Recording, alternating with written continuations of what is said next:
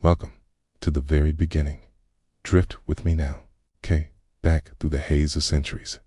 Back to a time when Rome was not yet an empire, but a modest city on the banks of the Tiber River, where legend and truth still walked hand in hand.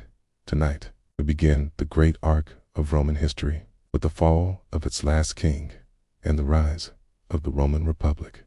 Close your eyes and let your mind wander. It is the year 509 BC, and Rome is ruled by a king. Not a just king, but a tyrant. His name is Lucius Tarquinius Superbus. Superbus meaning the proud, and proud he truly was.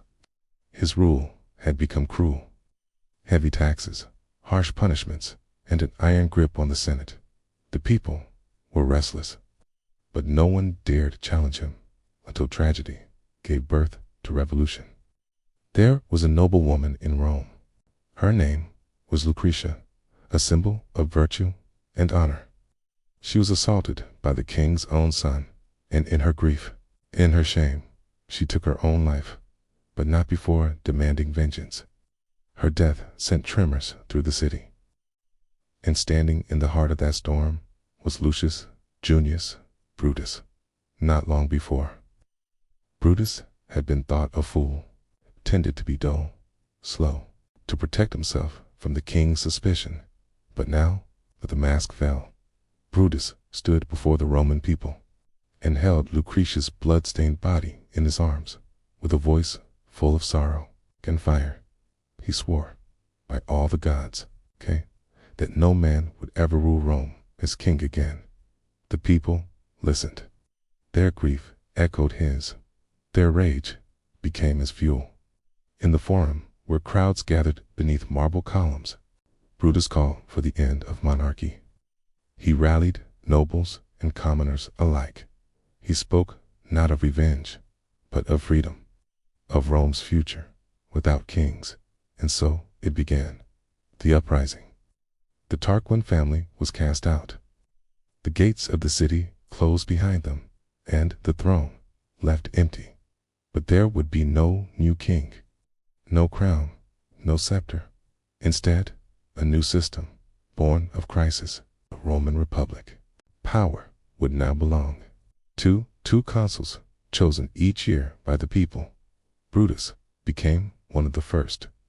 He swore an oath that no man in his bloodline would ever become king, even when fate tested that vow. For Tarquin, the exiled king, would not give up so easily. He raised an army and marched on Rome.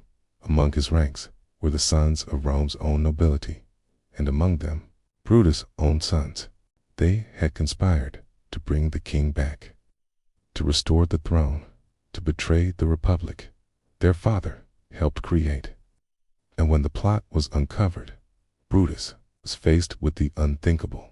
To uphold the law of the republic, he had to condemn his own children.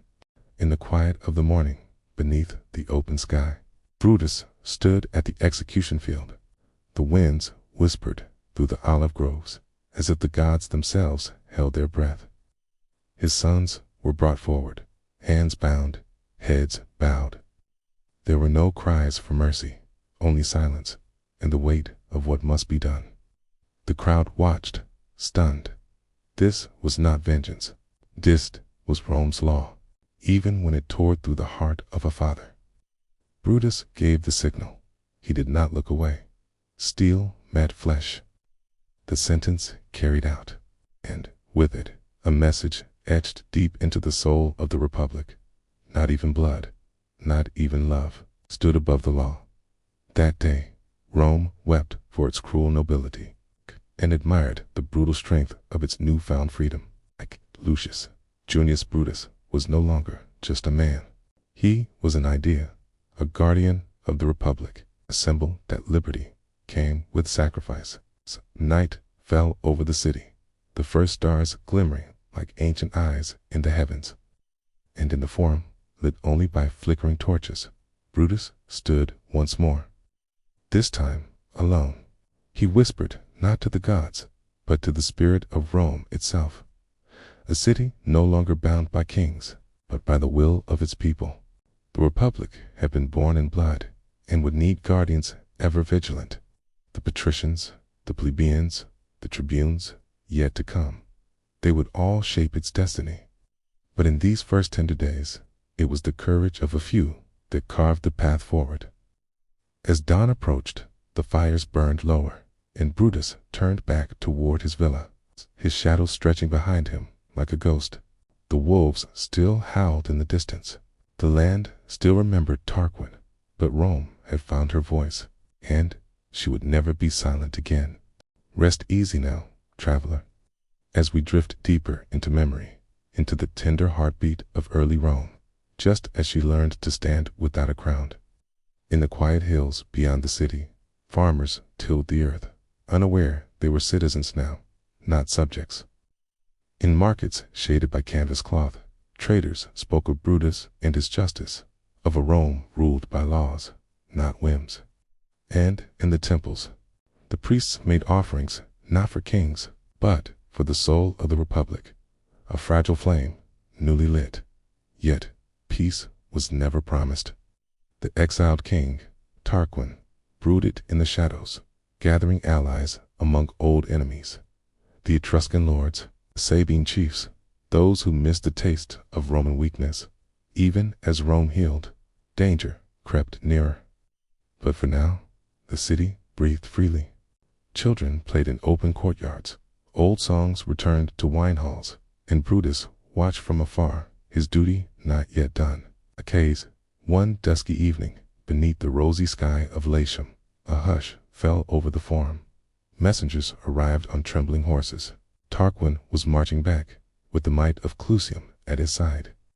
The Senate was summoned. Its torches flickered against marble walls, casting long shadows on worried faces. Brutus, ever composed, stood. His voice did not rise, but its firmness stilled every whisper. "We shall not return to chains," he said. "Let every man who calls himself Roman take up arms and defend the freedom we've carved with grief."